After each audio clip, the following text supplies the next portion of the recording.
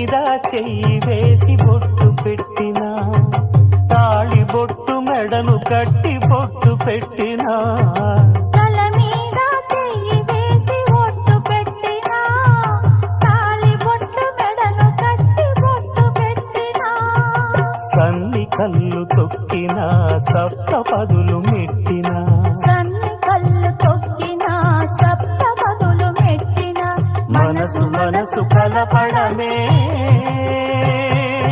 మంత్రం పరమార్థం. శ్రీరస్తు శుభమస్తు, శ్రీరస్తు శుభమస్తు.